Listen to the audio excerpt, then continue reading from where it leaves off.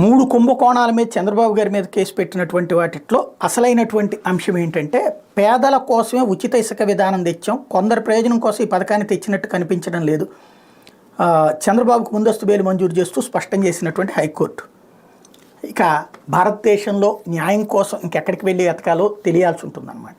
ఎందుకంటే ఇసుకలో కుంభకోణం జరగలేదంటే ఇంకంతకంటే ఇంకేం లేదు. ఈ దేశ చరిత్రలోనే అద్భుతమైనటువంటి అంశం అన్నమాట. సుప్రీంకోర్టుకి వెళ్ళాలా లేకపోతే కనుక అంతర్జాతీయ కోర్టుకి వెళ్ళాలో తేలదు. ఇసుక ఒక్కడికన్నా ఒక్క రూపాయి ఇసుకన్నా ఫ్రీగా వచ్చిందా?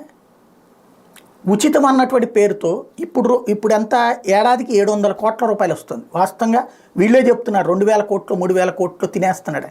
అంటే ఒకవేళ వీళ్ళు చెప్పినట్టే జగన్ 2-3 వేల కోట్లు తీసి మళ్ళీ 700 కోట్ల రూపాయలు ప్రభుత్వానికి వస్తుందంటే దగ్గర 3000 కోట్ల రూపాయలు. 5 ఏళ్లలో 15,000 కోట్ల రూపాయలు. పోనీ నార్మల్గా 700 వేసుకోండి, 3,500 కోట్ల రూపాయలు ఆదాయము ఎవరికి వెళ్ళినట్టు? ఇసుక ఉచితంగా ఇస్తూ తీసుకున్నటువంటి నిర్ణయం. ముందేమో డ్వాక్రా మహిళని, ఆ తర్వాత ఉచితంగా ఇస్తున్నట్టుదండి.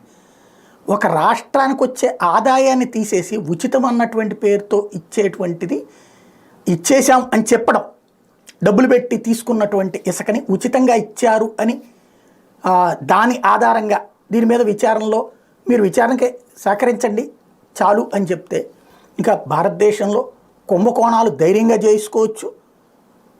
దాంట్లో అంటే చట్టాన్ని చేతుల్లోకి తీసుకుని కుంభకోణాలు ధైర్యంగా చేసుకోవచ్చు.